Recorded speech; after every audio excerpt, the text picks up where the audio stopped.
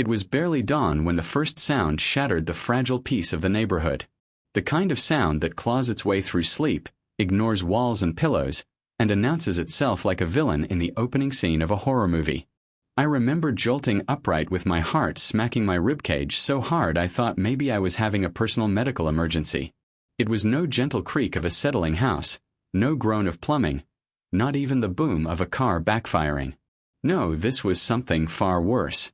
A high-pitched metallic crunch so blood-curdling it felt like someone had dragged saucer-sized forks across concrete and then twisted them into my soul.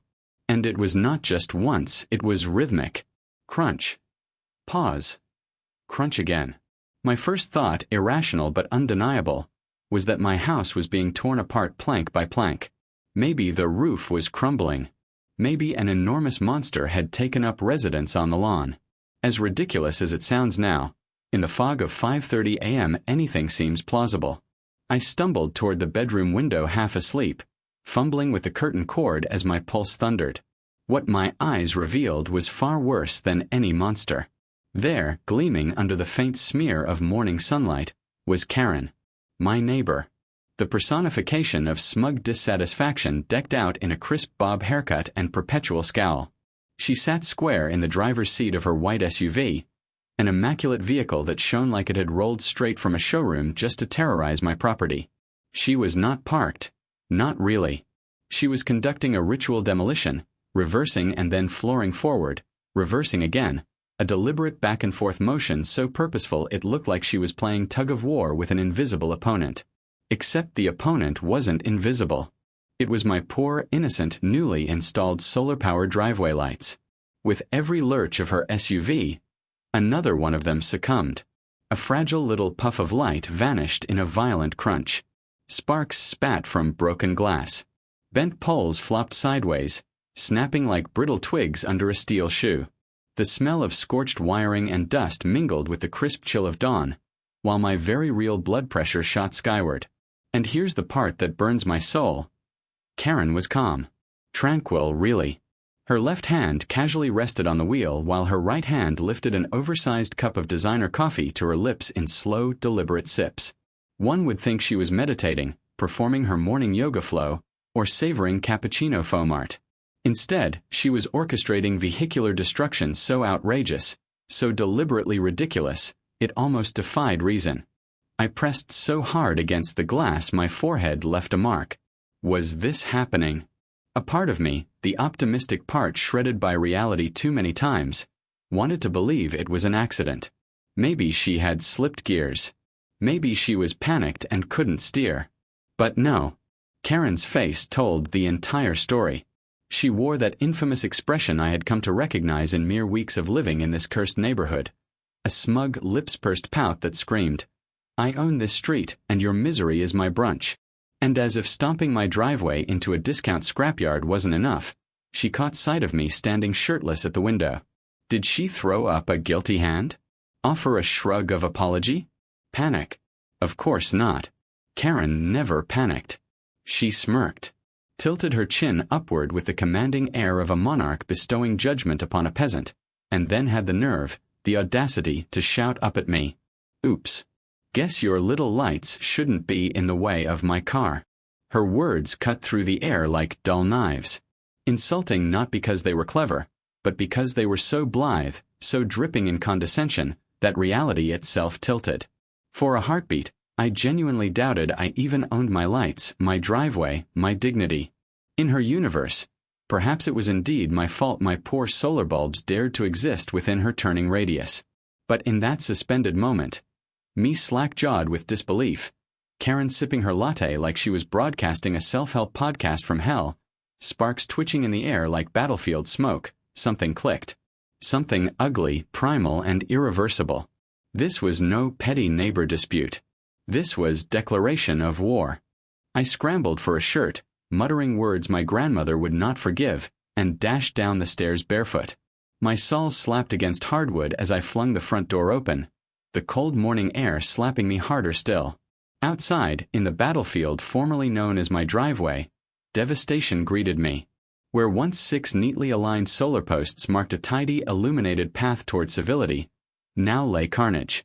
for were shattered utterly, reduced to shards, twisted shards of tubing, and the dying buzz of broken circuits. One dangled pitifully by a wire like a wounded soldier suspended between worlds. The last leaned sideways in a tragic drunken wobble, barely upright, mocking the concept of balance altogether. Karen sat in her idling SUV like an empress surveying conquered land. She adjusted her side mirror as though her reflection mattered more than the hundreds of dollars of destruction she had wrought. Her lips moved to a hummed tune, the bastard child of pop radio and oblivious entitlement, audibly unbothered by the massacre she had caused. Karen! I barked across the driveway, voice raw with fury. She rolled her window down a quarter, cocked her head, and peeled her lips into the kind of grin you'd slap off someone's face if society permitted honesty. "Can't talk," she said, "late for an HOA meeting." As though she were on her way to negotiate neighborhood peace treaties instead of leaving behind a crime scene of incandescent glass dust. Drama, she called it. My pulverized driveway she casually framed as drama. My driveway looked like a demolition derby track assembled by a caffeinated raccoon. My voice rose to a roar, but the neighbors were faster. They appeared like crooked ghosts from curtains and blinds, shadows flittering at the edges, half concealed but very much watching. Interested eyes, whispering mouths. Nobody intervened. Nobody dared to. Because this wasn't just any driveway feud. This was a live-action soap opera starring Karen, the HOA's crown jewel tyrant. One neighbor, Mr. Peeking from the curtains, smirked as though he had pay-per-view access. Another stood behind her blinds gripping her phone like popcorn. To them, it was entertainment. To me, it was psychological warfare. And as I bent, picked up the broken shards of what was once my dependable driveway lighting, holding it the way a soldier clutches the helmet of a fallen brother, I knew. This wasn't going to be one of those suburban squabbles that fades after awkward apologies and a peace-offering pie. This was something bigger. Karen wasn't hiding it anymore. She wanted me to know my efforts were futile, my improvements temporary, and my spirit crushable under the treads of her SUV. I straightened in the chill air, my breath streaming like smoke. My jaw locked. My hands locked tighter around broken metal and shattered glass. My heart no longer trembled, it forged itself. Karen had fired the first official shot of the war. A war that would no longer be fought with apologies or placating HOA notes. Not against a woman who could sip foam while eviscerating property. Not against a smug queen who twisted law and order until gravity itself bowed. No, this would end not with words but with something much harder than her bumper. As Karen's SUV roared away with a gleam of victory dented into her grille, I looked down at my wrecked driveway and felt what soldiers feel in the opening hour of a campaign. Rage, yes. Despair, maybe. But above all, resolve. Because I wouldn't be the broken man clutching shards forever. I would be the man who ended Karen's reign. The morning after the Solar Light Massacre felt like waking up in a haunted house. Every time I looked outside, the sight of the destroyed driveway punched me in the gut again. Bent poles jutting out like broken bones, shards of glass glittering in the lawn like teeth after a brawl, and the gutted shells of what used to be 6 proud symbols of suburban order reduced to landfill fodder. The irony was brutal. The very lights I'd installed to protect the driveway were now proof it was everything but protected. Still barefoot from the night before, I wandered through the aftermath with numb disbelief. I imagined the delivery guy who would arrive later that day, seeing the busted shards along the edge of the lawn and thinking, wow, this homeowner must have lost a war to a tank. But to me, it wasn't just physical damage.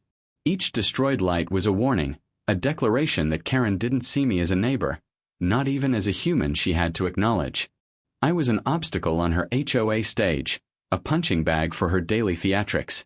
And wouldn't you know it, that very same morning, she struck the second act of her performance. I had barely finished sweeping glass into a dustpan when Karen reappeared, sashaying to her mailbox like she hadn't just turned my driveway into a junkyard. Oversized sunglasses concealed her eyes, but I could feel her smirk radiating like a heat lamp. She pulled out her morning mail as though she were opening fan letters, then turned back toward her front door with a loud sigh directed at the whole block. Some people just don't get the aesthetics of the neighborhood. Oh, so now shattered driveway lights were a neighborhood style violation. I stood frozen mid-sweep, broom in one hand, murderous thoughts in the other. A neighbor 2 houses down pretended to trim her hedges while leaning closer toward the circus ring. Curtains twitched across the street like prairie dogs popping from holes. My humiliation had an audience again, because when you live next to Karen, privacy is optional, but entertainment is mandatory. By lunchtime, my phone pinged. An email from the Homeowners Association. Subject line: Violation report. Non-standard landscaping fixtures.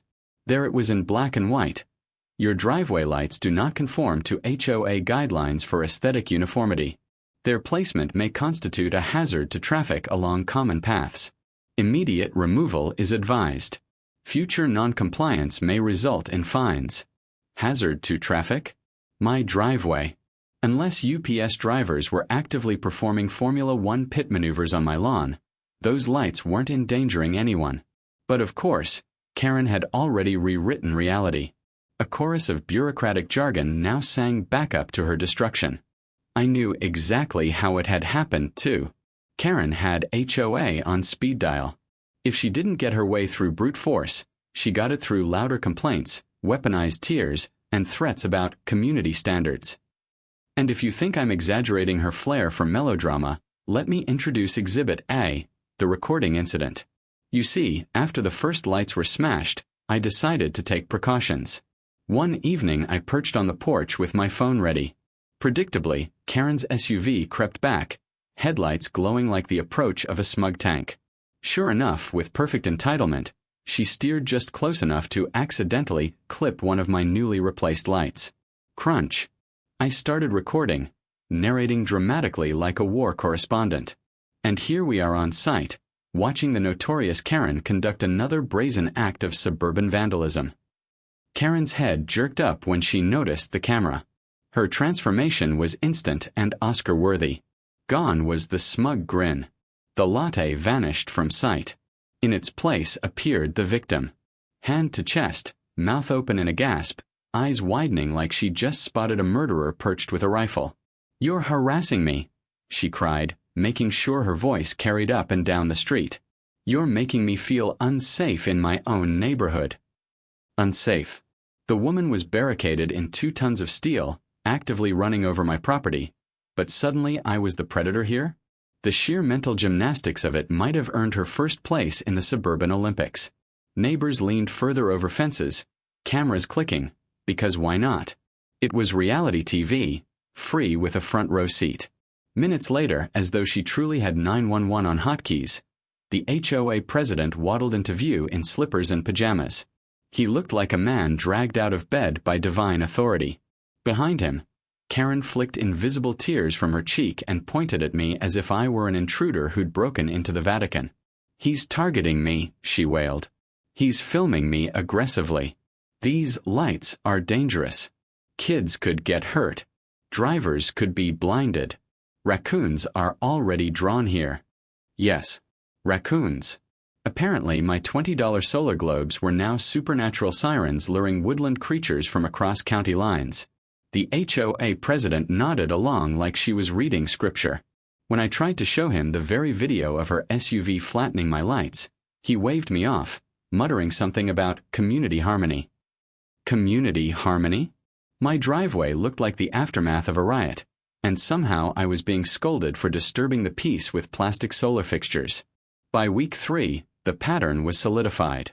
Any improvement to my property was treated as an act of war. Replace the shattered lights? Gone within the week, followed by Karen's faux guilty shrug. "Oops, steering's tricky sometimes." Plant a flower pot near the walkway? A note shoved under my welcome mat. Not HOA-approved decor. Keep the trash bins an extra half hour on pickup day? Another violation letter accompanied by Karen smiling like an executioner with a clipboard. Every conflict ended the same way. Karen unfazed, sipping her endless coffees, unleashing gossip grenades like, "Some folks clearly don't respect rules," while neighbors either looked away or chuckled nervously. Each new complaint against me, each crushed light, each rumor about my supposed lawn negligence, it wasn't just property damage anymore. It was psychological warfare, waged with lattes and HOA stationery. And the cruel brilliance of it was this. Karen didn't need to hide behind locked doors like a criminal. She paraded her antics for everyone to see and then manipulated the narrative so thoroughly that logic suffocated. Evidence didn't matter. My outrage didn't matter. Even the literal sound of her SUV chewing through my lighting was dismissed once she put on her "oh no, I'm the victim" routine. The effect on me was corrosive. I began second-guessing myself. Was it wrong to want lit pathways on my own property? Was I truly breaking some obscure HOA code without realizing it? Was Karen actually justified?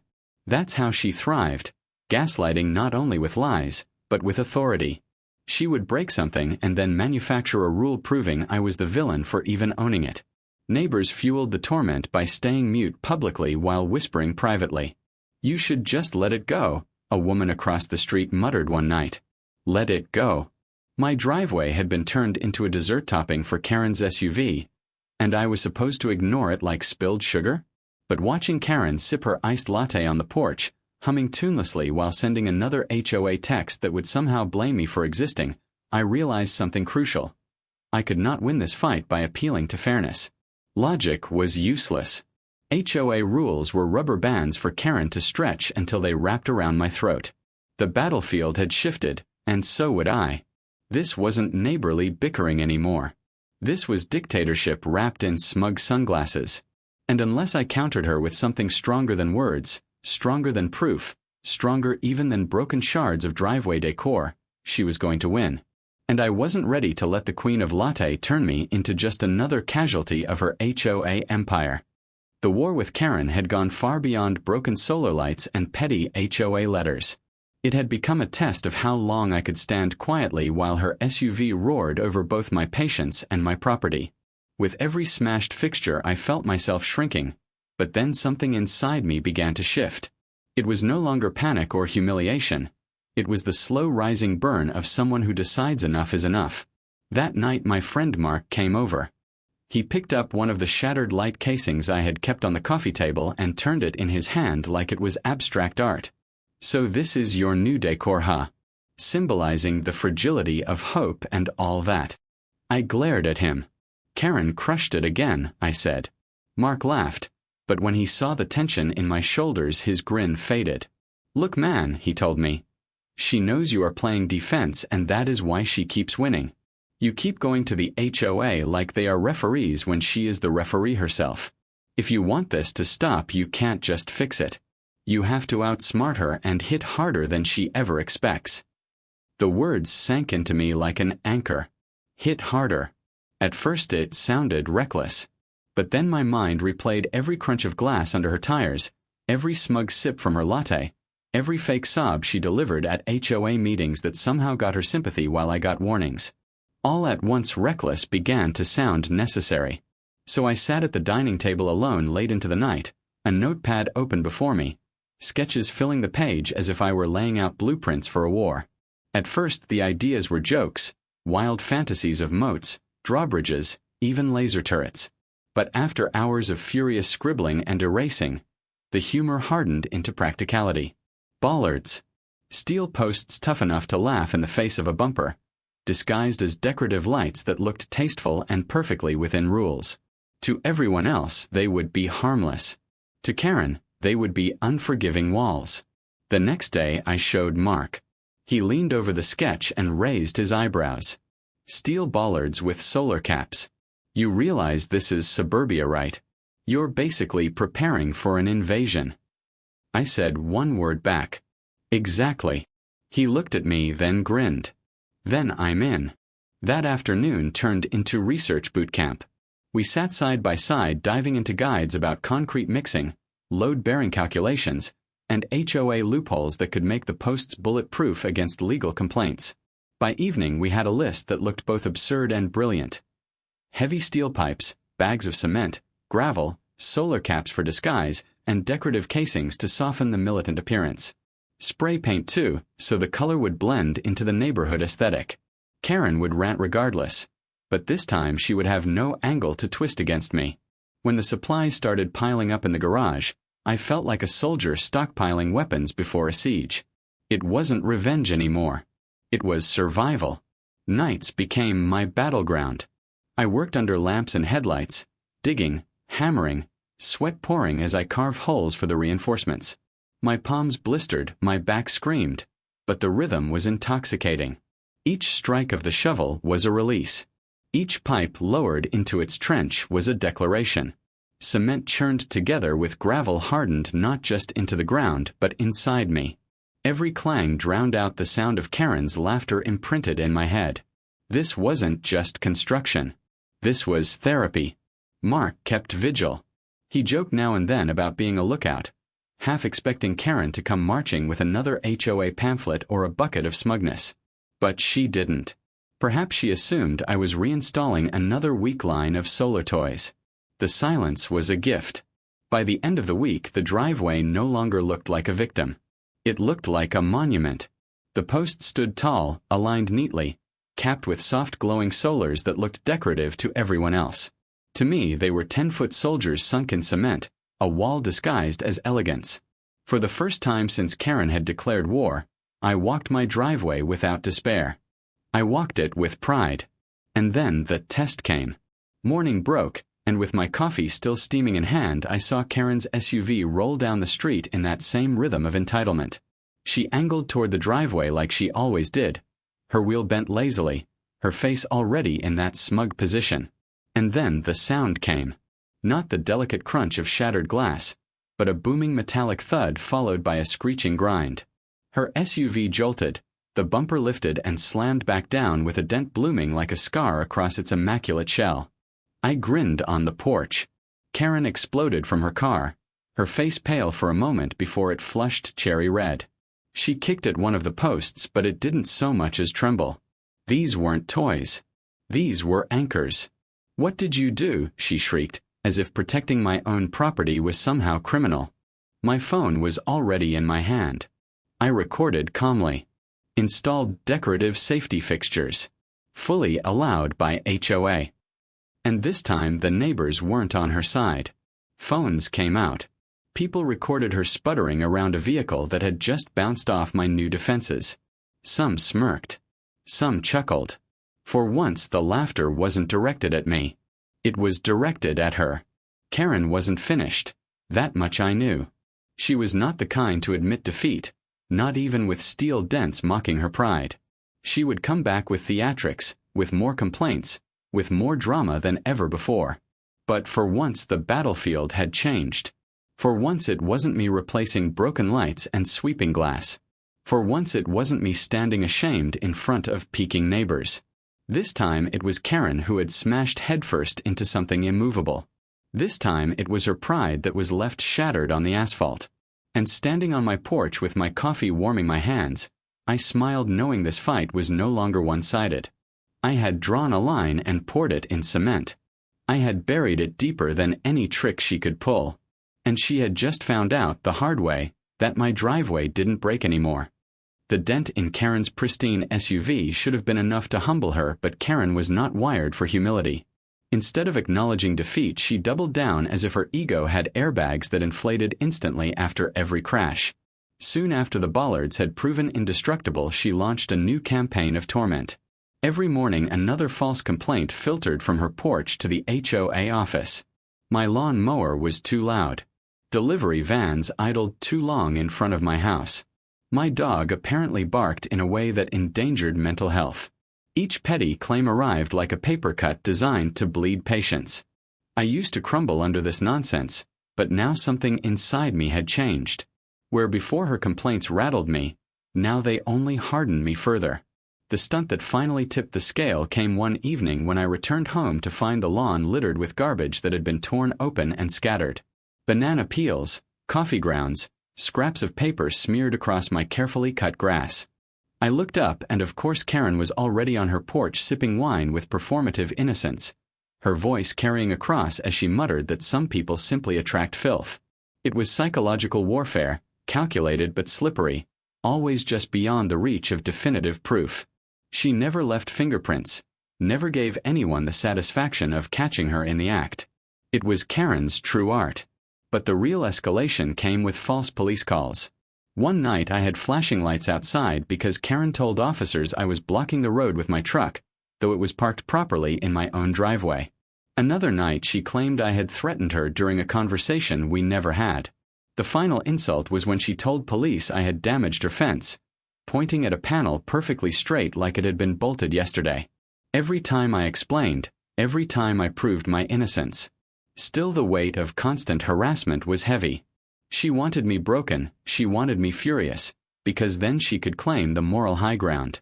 That was when Mark returned, watching me pace my living room again. He shook his head as I relived each absurd incident.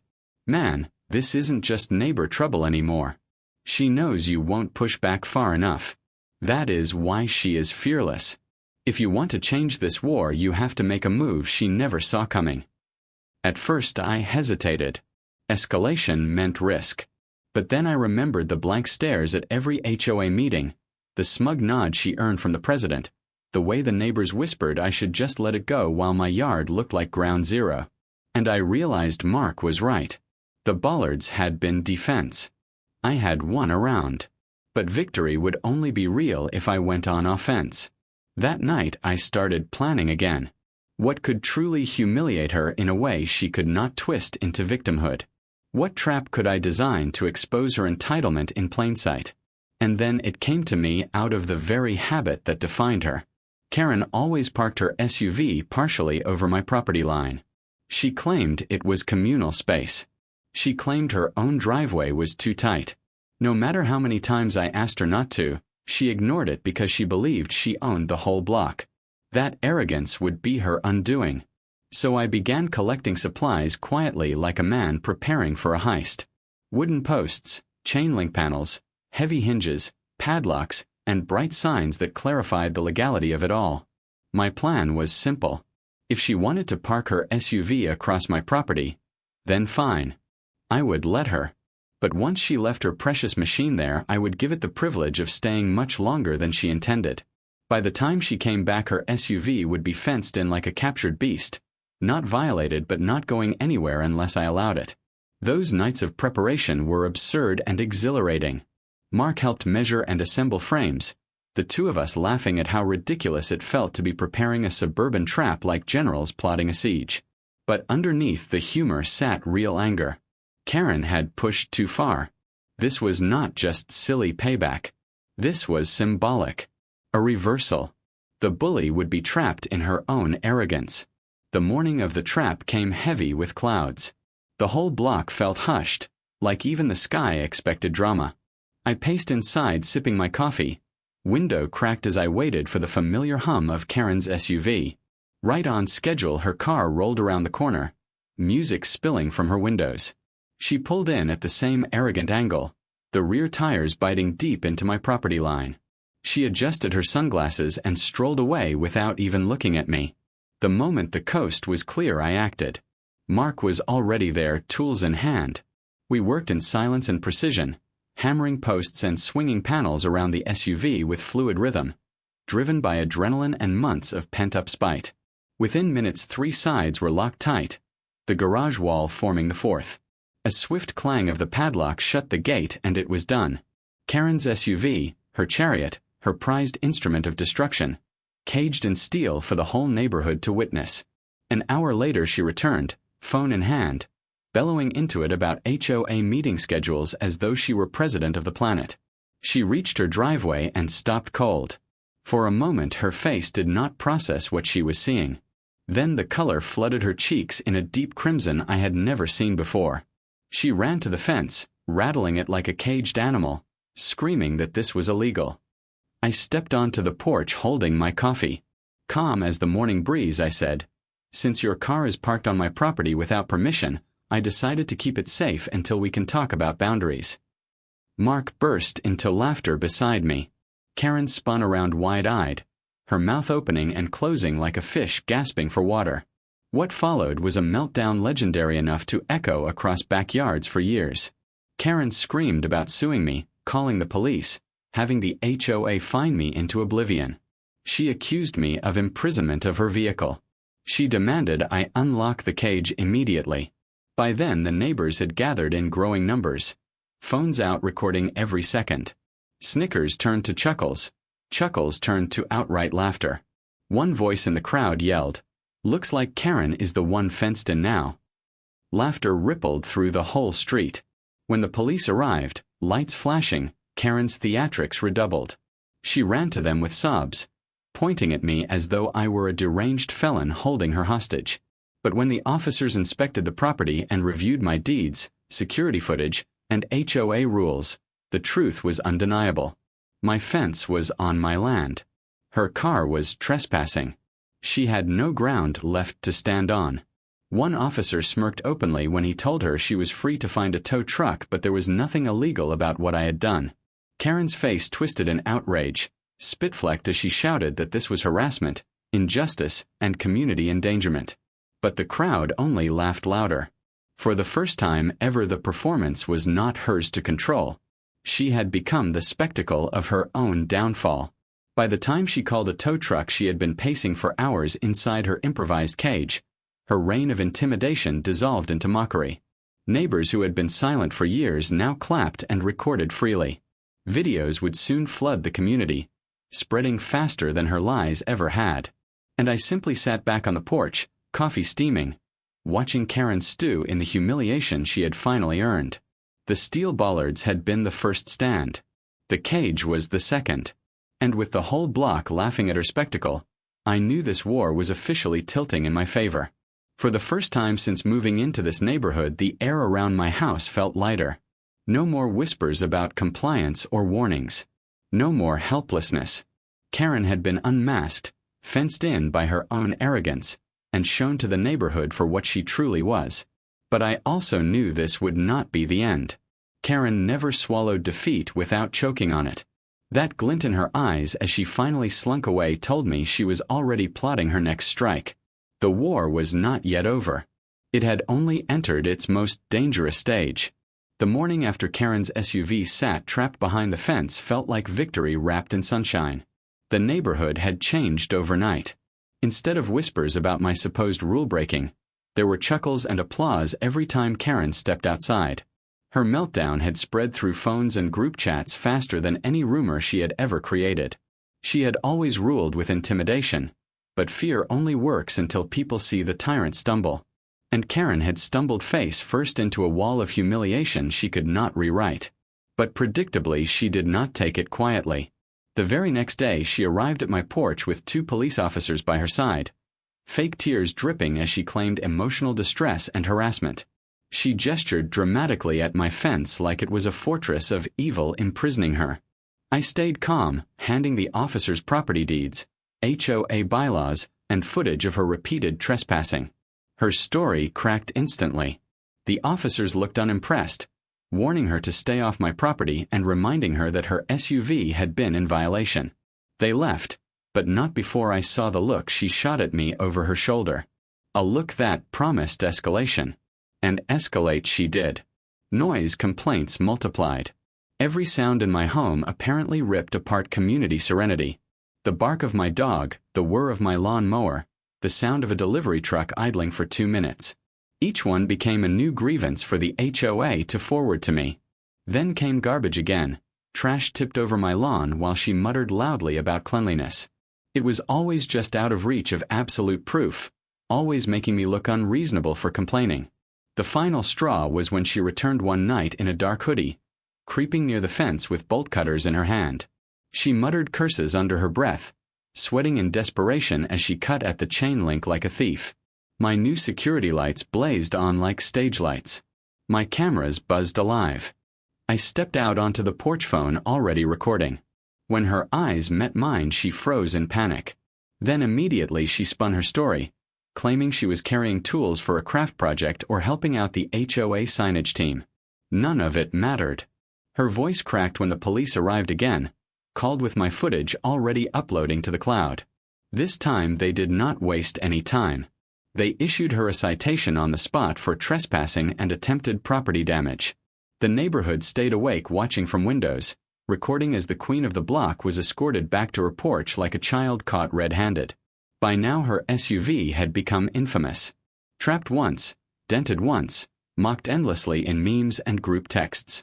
People dubbed it the suburban siege, calling it Karen's cage, turning her intimidation into a punchline. The neighbors who once obeyed her like foot soldiers now looked at her with boldness. They had tasted her weakness, and with it came courage they had lacked before. Soon the influence she clung to through the HOA began to crack. A special meeting was announced to address the chaos. For the first time in years, attendance overflowed the room. I walked in ready with thick folders of evidence, but the mood was different. People no longer nodded in fearful agreement with her. They leaned toward one another whispering about fences, bolt cutters, citations, and lies. When the votes were counted, the board shifted. Karen's name was struck from positions of authority, removed from the committees she had weaponized. The joy in that room felt like a curtain lifting after years of forced silence. Some neighbors even toasted afterward, champagne corks popping, laughter spilling that had been trapped too long. But Karen never learned to retreat gracefully. Even without her HOA crown, she tried one last desperate act. Late one evening, I caught her again sneaking with a bucket of paint and nails, clearly intending to vandalize out of pure spite. My motion lights flared, cameras captured everything, and my calm voice pointed out she was trespassing yet again.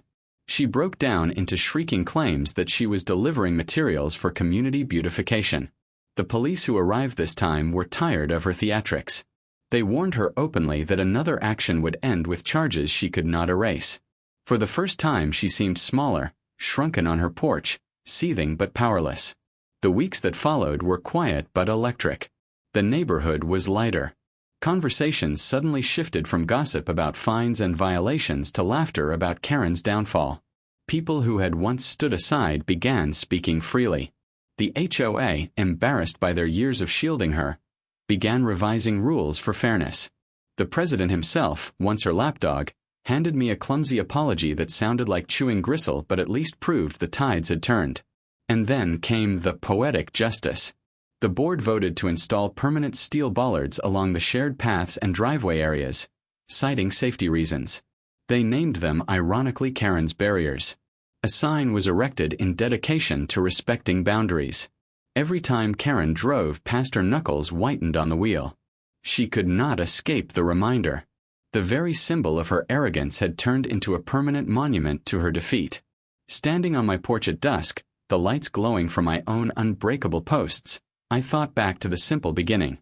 I had just wanted a neat, illuminated driveway. Instead, I had stepped into a war of pettiness and manipulation, a battle of attrition against a neighbor who weaponized rules, gossip, and fear. It nearly broke me. But in the end, persistence and steel had done what words and reason never could. Karen still lives across the street. She still glares. Sometimes she mutters curses when passing. But her power is gone. She is no longer the queen of the block. She is the punchline at barbecues, the cautionary tale whispered whenever someone complains too loudly. My driveway is safe, my home is mine again, and my peace has returned at last. As the sun sank one evening, I leaned against the porch rail sipping coffee, watching the steel posts glow like sentinels. For the first time in months, I felt whole again. Karen's reign had ended not with an apology, not with compromise, but with exposure and steel. In the end, the lesson was simple. A tyrant falls when their arrogance meets something tougher than they are. For Karen, that force was not my words or my complaints. It was steel sunk deep in the ground and a community finally ready to laugh at the emperor with no clothes. The war was over. The driveway was mine. And the victory was sweeter than any cup of coffee I had ever sipped.